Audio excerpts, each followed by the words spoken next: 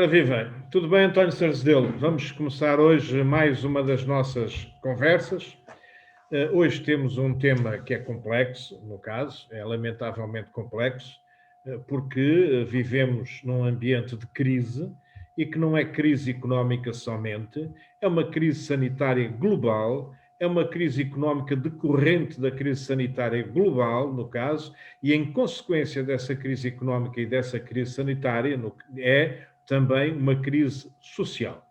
É dentro deste cenário, que é francamente dramático, para um número significativo de cidadãos, não só de Portugal, mas do mundo inteiro, do Polo Norte ao Polo Sul, é dentro deste cenário que, em Portugal, se está a debater o Orçamento de Estado, que é também normal, porque é neste período que usualmente isso acontece. O que é particularmente estranho é, nesta perspectiva de uma crise completamente descontrolada, nós sabemos neste momento que a crise sanitária está completamente descontrolada. Nós sabemos que, no caso concreto, neste fim de semana, não vai ser possível as pessoas saírem do seu próprio concelho. Nós estamos, portanto, a entrar numa fase, outra vez, de um relativo confinamento, e esse relativo confinamento é porque, no caso, não é possível voltarmos a um confinamento total, porque isso seria a destruição da economia, e é dentro deste cenário que, ao contrário do que o Partido Comunista Português fez, ao contrário do que o PAN fez, ao contrário do que a deputada independente do PAN também fez, ao contrário do que a deputada independente Joceline Catar Moreira também fez, no caso, que aliás ainda está com a possibilidade de votar a favor, ao contrário do que parece que farão também os verdes, o Bloco de Esquerda, através da sua mesa nacional, que é um conceito muito curioso, o Bloco de Esquerda, no caso, decidiu votar contra o Orçamento de Estado. Dá muito a sensação de que o Bloco de Esquerda tem um síndrome em relação às crises. É o síndrome da crise, direi assim, porque cada vez que há uma crise global, o Bloco de Esquerda encosta à direita e vota com a direita, como fez com o PEC 4, né? Que deixou este país num estado dramático durante 4 anos, entregue a um passo-escoalhismo absolutamente derrotista que deixou o país no estado em que deixou. Mas pronto, eu já falei demais, gostaria agora de te ouvir a ti também, António Sarzedelo. Eu tenho mais coisas para dizer, mas isto não é para sermos só eu a falar, para sermos os dois a falar. Olha, bem, eu começo pelo fio da tua conversa. Realmente ele votou esse PAC e tivemos o coelhismo. Mas também ele aproveitou essa crise para aumentar em votos. E, portanto, ele agora pensa que se houver crise, também aumenta em votos. Só que desta vez, creio que lhe vai sair o tiro pela culatra. Primeiro porque o orçamento passa e, portanto, não deve haver crise, e depois os inquéritos da opinião, todos eles são maioritariamente a favor da continuidade do governo. A despeito dos erros que se têm cometido, e têm-se cometido alguns, e graves, não são tão graves a ponto da opinião pública rejeitar este governo e querer voltar para um governo de direita. Isso até se viu nos Açores, onde, apesar do governo ter perdido a maioria, continua a ser o partido mais votado. Só que é mais difícil fazer governo nos Açores do que é aqui em Portugal, provavelmente. Mas o Bloco, o que é espantoso para mim, é que tenha sido por unanimidade. Estas unanimidades lembram-me a União Soviética, mesmo nas vésperas de cair. Continuavam no Bloco, lá no Kremlin, a votar por unanimidade tudo, e iam caindo por unanimidade também. E também na Coreia do Norte, tudo é votado por unanimidade sempre. Só com uma diferença, é que aqui o Bloco tinha lá 3 tendências, cada uma com sua organização. Os trotskistas tinham muito peso, e eu creio que foram os trotskistas que arrastaram os outros. Havia lá a ODP, havia os trotskistas e havia mais uma corrente independente. Não sei porque é que conseguiram votar todos, não há um sequer que levante a voz. Não há um sequer que levante a voz para dizer que está de desacordo. Parece-me que, se fizesse isso, corria risco de ser considerado traidor, que era o que acontece nesses países onde há os unanimismos. Por um lado. Por outro lado, perante a opinião pública, isto caiu mal. Caiu mal porque, afinal, o Bloco acabou por votar com a direita. Ele votou com a direita mais revanchista que há em Portugal, com o Chega. E esse cheganço ao Chega, em tempos de crise, é muito mau.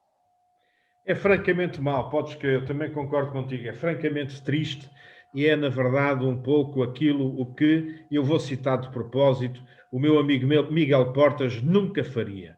O meu amigo Miguel Portas, no caso, que foi deputado europeu, que morreu lamentavelmente por razões de saúde, nunca estaria numa situação deste género a votar com o Chega, com o PSD e todo feliz e contente para correr com o Partido Socialista. Essa é a realidade lamentável de quem não conhece os princípios frentistas da esquerda global e os resultados positivos que esses princípios frentistas sempre tiveram. Mas vamos agendar aqui algumas pequenas notas curiosas. 60% da população, dentro de uma sondagem, atenção, evidentemente, nos limites do que são as sondagens, 60% da população diz que o Orçamento de Estado deve ser viabilizado. Porquê é que deve ser viabilizado? Por uma questão de bom senso. Mesmo que não seja possível obter, neste momento, nesta circunstância, neste ano, todas as reivindicações que o Bloco de Esquerda pretendia, é verdade que hoje ainda não temos sequer a certeza de como é que vão decorrer as questões no Parlamento Europeu para aquele famoso pacote global, imenso pacote global, que virá um dia de Bruxelas para cá. E porquê? Porque as negociações no Parlamento Europeu são muito sérias, e sendo muito sérias, são muito prolongadas, são muito complexas. E, portanto, a gente não sabe se esse pacote global vai chegar em dezembro, se vai chegar em dezembro do próximo ano, né? Porque essa é a realidade que acontece num sistema altamente burocratizado, provavelmente muito parecido com, peço desculpa se Zelo não traz esta minha opinião, mas provavelmente muito parecido com o aparato chiquismo da URSS dos seus bons tempos, heroicos tempos, no caso concreto, porque é tudo lento, é tudo muito à tartaruga gigante, muito à tartaruga gigante. E esses 60%, né, dão um sinal muito evidente ao Bloco de Esquerda. Porquê? Porque dentro do eleitorado do Bloco de Esquerda, 68% do eleitorado do Bloco de Esquerda acha, no caso, que o Bloco deveria viabilizar este Orçamento de Estado. Né? Aliás, para ser mais divertido ainda, os 68% do Bloco de Esquerda estão acima dos 64% do PSD e acima dos 61%, obviamente, da CDU. O que significa que, aparentemente, essa mesa nacional deveria apresentar a sua demissão e deveria convocar um congresso do seu partido e ouvir as suas bases. Na verdade, parece que estamos num bloco de esquerda absolutamente burocratizado, velho, podre, decadente e a necessitar de levar um enormíssimo abanão. É essa a realidade que eu gostava de deixar aqui, até porque é bem provável que quem vai pagar esta fatura toda chama-se Marisa Matias, que muito provavelmente vai ficar com a votação igual à da UDP dos anos 70, 1%. 1%. E é isso que, no caso concreto, o Bloco de Esquerda não percebe. Não percebe que estamos numa circunstância dramática. E, já agora, por uma questão de curiosidade, é verdade que Portugal é um dos primeiros 8 países da União Europeia em número de médicos. Um dos primeiros 8 países da União Europeia em número de médicos. O que significa, e que está razoavelmente acima da média europeia em número de médicos. O que significa que o problema não está na estrutura humana do Serviço Nacional de Saúde. O problema está, obviamente, na gestão política desse Serviço Nacional de Saúde. Essa é uma realidade insustentável e, no caso concreto, o Partido Socialista também devia refletir bastante sobre isso. 2.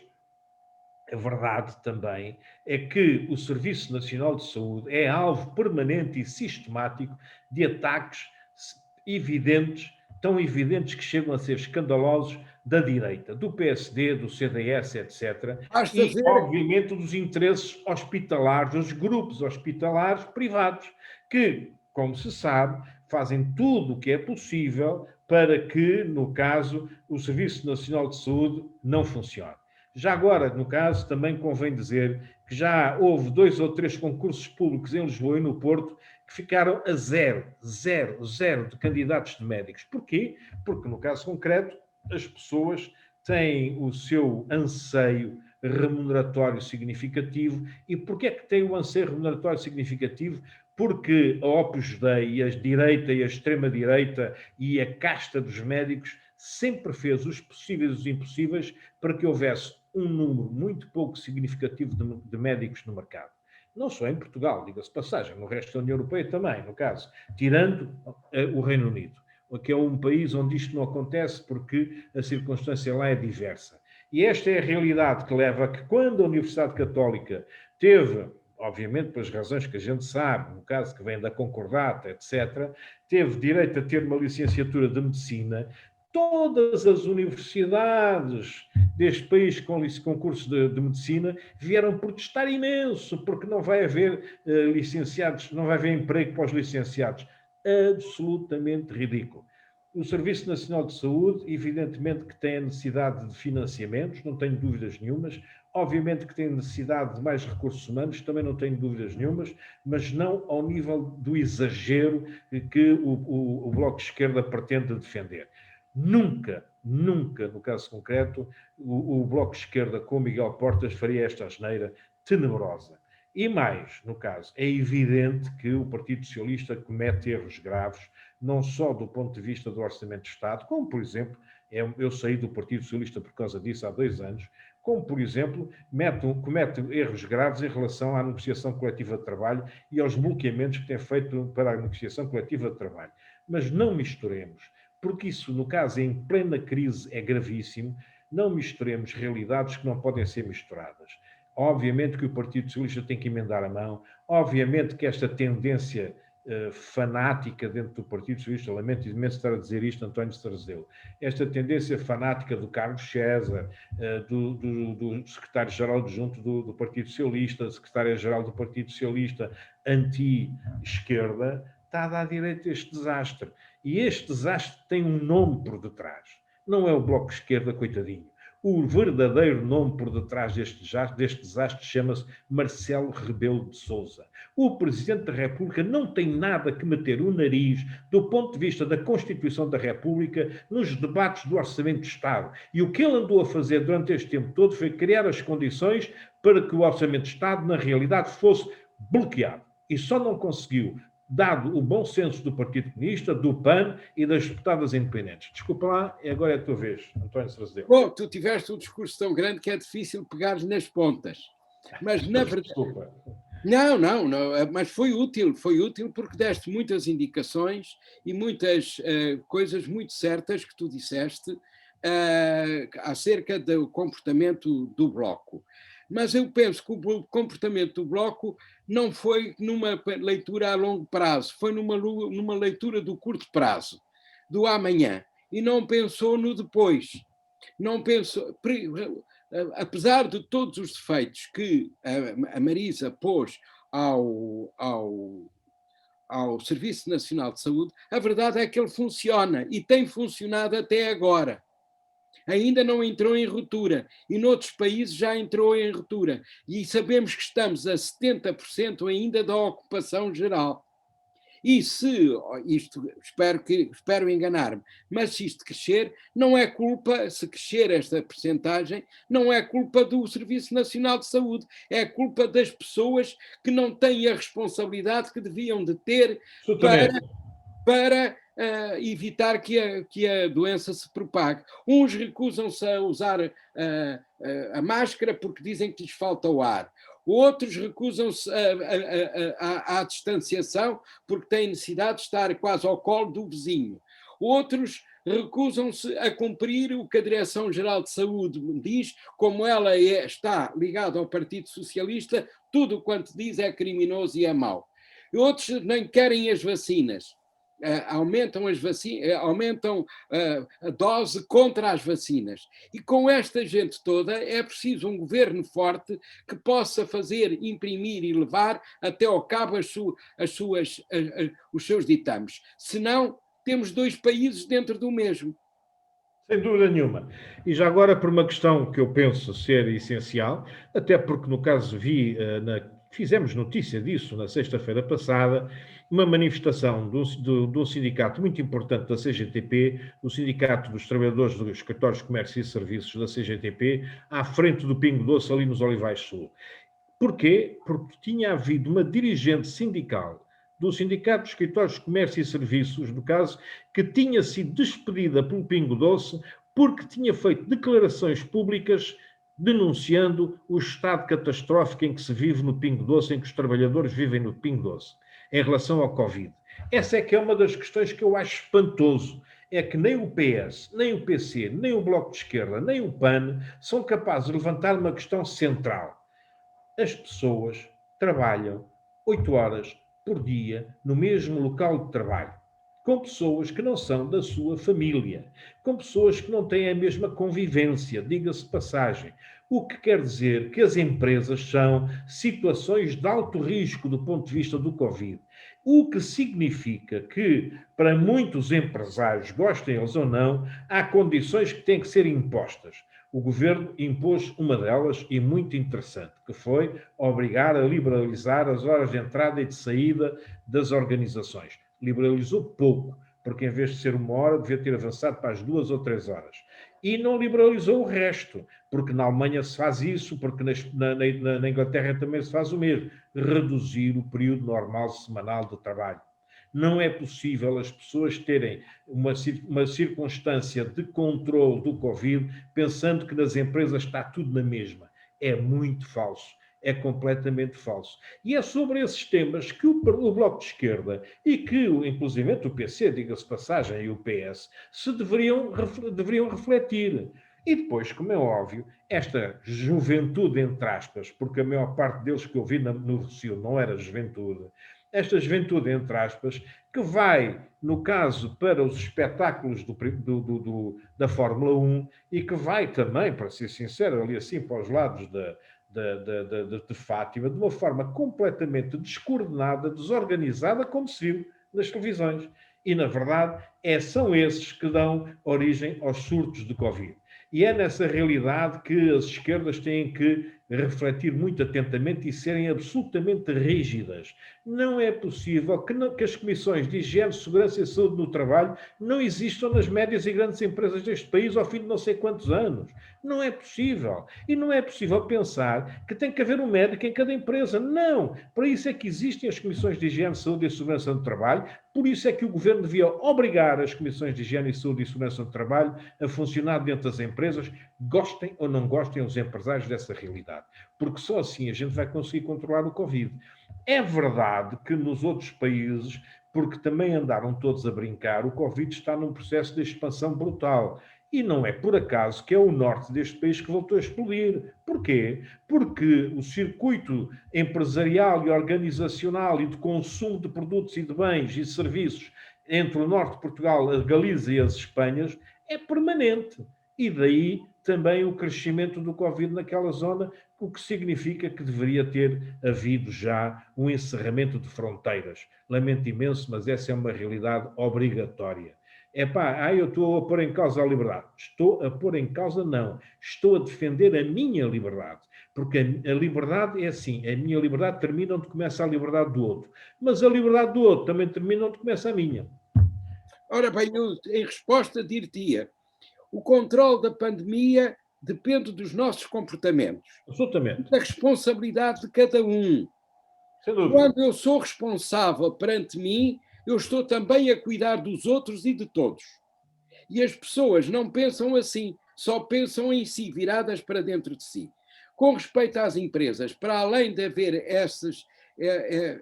esses departamentos que deveriam vigiar a questão da sanidade das empresas, também não era mau que alguns empresários, ou todos, pusessem essas grandes empresas por turnos, para não juntar tanta gente tantos funcionários ao mesmo tempo na mesma empresa. Talvez pudessem alterar o horário de trabalho, começar mais cedo durante o dia e acabar um pouco mais tarde, mas dividir em turnos. E o público sabia que das 8 às 10 ou às 11, estou a tirar com estas horas, como podia tirar com outras quaisquer, era uma coisa, dali dessa era outra, e podia distribuir-se por mais horas e não vir todos ao magote, porque é as horas a que está aberto Sem dúvida.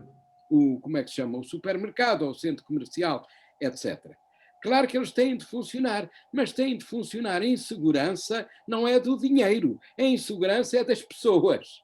Sem dúvida, até porque no caso concreto o dinheiro deles vem das pessoas. E parece que ainda não perceberam que vivemos numa economia de mercado e, portanto, as empresas, os lucros, tudo isso deriva da capacidade de consumo e da vontade de consumo das pessoas. Não é por acaso também que quando houve o confinamento, apesar da maior parte das pessoas terem cartões de crédito e terem telemóveis, já há 6 milhões de telemóveis neste país, as pessoas fizeram uma larga poupança durante esse período do confinamento geral. O que significa, quer dizer, quando se faz uma poupança, significa que se consome menos, o que significa que as organizações perderam clientes. E parece que os empresários portugueses ainda não aprenderam com isso. Não é só o problema do confinamento geral. O confinamento geral pode voltar a ter que acontecer porque os empresários portugueses não percebem essa realidade. O turismo, as empresas do turismo em Portugal perderam brutalmente com, desculpem, o laxismo das empresas e das pessoas em Portugal durante o verão. Porquê? Porque vocês olham para aquilo que aconteceu, isto é com os ingleses, os espanhóis, etc., a dizer, para Portugal a gente não vai, né? Não se lembram? Pois está escrito e está publicado até na comunicação social portuguesa. E porquê que isso aconteceu? Aconteceu porque, no caso, as notícias que apareciam nesses países em relação à vida organizacional, empresarial e da economia de mercado portuguesa eram assustadoras. E eram assustadoras porquê? Porque as pessoas são irresponsáveis, mas não é as pessoas, é em geral e, portanto, as elites económicas, portanto, os empresários, estão a ser altamente irresponsáveis. Quem vai pagar com isto são, obviamente, as empresas do setor que mais vive do estrangeiro, chama-se mesmo esse setor turismo.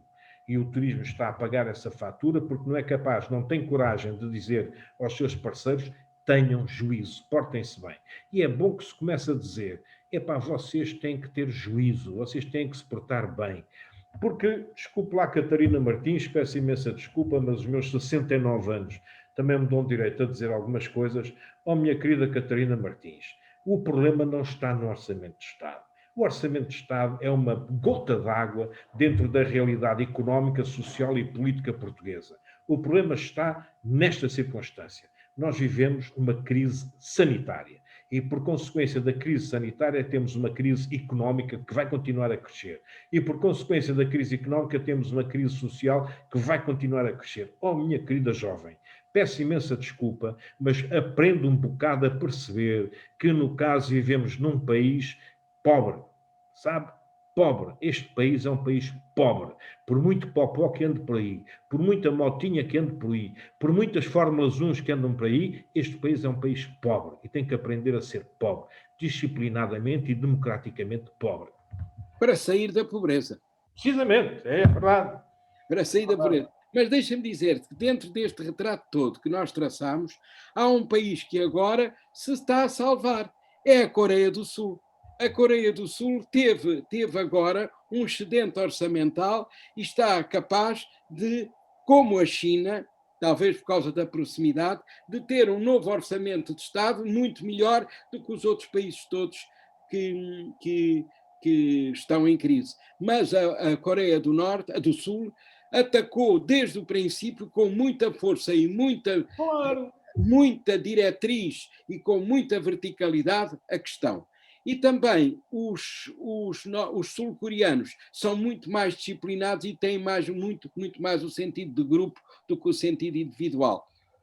Absolutamente de acordo contigo. E um dos problemas que existe aqui em Portugal é precisamente esse.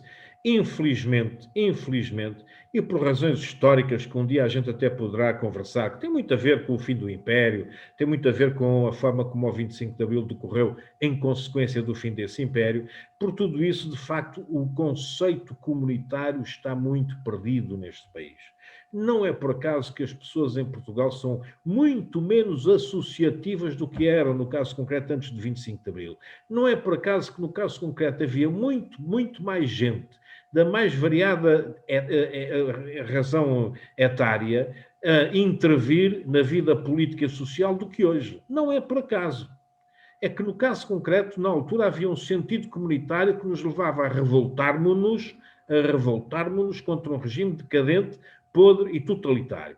Neste momento, esse sentido comunitário está muito perdido. Vê-se cada uma, no caso, no Facebook, em relação a esta visão egoísta, individualista, de uma liberdade absolutamente decadente, porque uma coisa é a liberdade, outra coisa é pensar que eu tenho que ser livre e os outros que se danem. Não é verdade. Não, para haver uma sociedade, para eu ser livre, os outros também têm que ser livres. Se os outros não forem livres, eu também não serei livre. Eu vou-te contar uma breve história que aconteceu comigo aqui há 5 dias ou 6. Para chegar à minha casa há umas escadas que, aliás, foram restauradas e muito bem restauradas pela Junta de Freguesia. Eu vinha a pensar noutras coisas e vinha a olhar para o relógio, tropecei e caí na escada. Não me magoei nada, sendo que tenho andado com gota e, portanto, tenho esse pé mais fraco. Estatelei-me completamente no chão, mas pus as mãos à frente e não me magoei nada. E resolvi não me pôr logo de pé, não fosse eu ter algum tonteamento e então cair e magoar-me. Entretanto, verifiquei, enquanto respirava fundo, que 2 jovens vinham a subir as escadas, um rapaz e uma rapariga. O rapaz fez uma curva encostando-se à porta do outro lado da escadaria para fingir que não me via.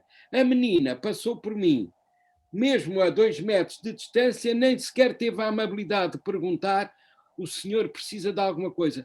Fosse o senhor, fosse a senhora, fosse o rapaz. Claro, sem dúvida. Podia precisar de alguma coisa. Eu não precisava de nada, ia-lhe dizer que não, até lhe dizia não se aproxime, por segurança dela e minha. Mas a palavra-chave ali era dizer: o senhor precisa de alguma coisa. E essa palavra faltou. E eu digo isto porque este comportamento destes jovens não é de todos. Seria muito injusto, mas é o comportamento de uma grande maioria que não aprendeu na escola a solidariedade de uns com os outros e da forma como se deve comportar socialmente, e não cada um com o seu telefone e com o seu cantor preferido, que é o mais importante do que o que está a passar no país a nível nacional ou a nível local. Há uma alienação total dos jovens e nisso também os pais e a escola têm culpa. Vou-te dizer um outro apontamento, voltando à questão do Orçamento de Estado, que não deixa de ser interessante. E tem um pouco a ver com esta problemática etária e tem um pouco a ver, por consequência da forma como o sistema educativo, infelizmente, não funciona tão bem quanto deveria, esta problemática do sentimento solidário. Curiosamente, por grupo etário, 42% dos jovens de 18 a 34 anos, só 42% dos jovens é que acham que o Orçamento de Estado devia ser viabilizado. Já acontece ao contrário entre as pessoas dos 35 aos 49, 51%, e aos 50 a 64 são 62%, e aos mais de 65 são 81%. Isto deve ser refletido. E é um bocado por causa desta lógica egoísta, juvenil, de uma juventude que está muito pouco educada do ponto de vista da solidariedade e da intervenção social e da intervenção política, estes 42% o mostram, é um bocado por causa disso, provavelmente, que essa mesa nacional do Bloco de Esquerda votou como votou. É uma circunstância que é preocupante. E, de facto, os dirigentes do Bloco de Esquerda, que não sejam infantis, no caso, deveriam pensar e refletir um pouco sobre esta realidade. Não é possível imaginar, porque um jovem dos 15 aos 20, ou dos 18 aos 34 anos de idade, de facto, sente-se o super-homem, sente-se o homem que nunca vai adoecer, nunca vai precisar do Serviço Nacional de Saúde. A educação até é uma chatice, as escolas são uma chatice, e esse jovem é natural que reaja como reagiu aqui nesta sondagem, dizendo, que se dá no Orçamento de Estado. Ele até nem percebe bem o que é isto do Orçamento de Estado, mas mesmo para os que percebem que se dá no Orçamento de Estado, o Bloco de Esquerda não está nesta faixa etária dos 18 aos 34 anos de idade. E se está, é muito mau sinal. pobre do Miguel Portas. O Miguel Portas deve estar a dar saltos de raia lá onde está, a ver-nos aqui assim no meio desta bagunça ridícula. Mas o Bloco de Esquerda tem o culto da juventude, porque é a juventude que lhe dá votos. Eu vejo, por exemplo, em Lisboa, o vereador dos assuntos sociais dá muita atenção aos grupos LGBTs porque lhe trazem muitos votos. É verdade. Porque são os grupos, e eu não estou contra isso, eu acho muito bem que se dê, mas eu também sei que o critério não é exatamente essa defesa, é o apanhar os votos, porque os LGBTs têm outros amigos que até são heteros, ou outras amigas, mas que são arrastados para isso, e ainda bem, em termos de apoio e em termos de voto. Mas a política não pode estar dirigida em Lisboa exclusivamente por esse critério, por muito que seja importante, e eu defendo e sempre defendi a igualdade dos LGBTs, mas não se pode fazer essa troca de comprar votos assim. E não, a política cultural e a política social nunca pode estar subordinada pela lógica do voto no partido A ou no partido B. Essa é, aliás, uma das razões pelas quais este país avança pouco. E não é por acaso, também vale a pena, para terminar, relembrar aqui um bocado as eleições nos Açores. Eu ouvi vários dirigentes, né, do PSD, do PS, do CDS, dizendo que estavam muito felizes porque tinham baixado a percentagem de abstenções. Sabes que baixaram? É verdade, baixaram a percentagem de abstenções de 59% para 51%.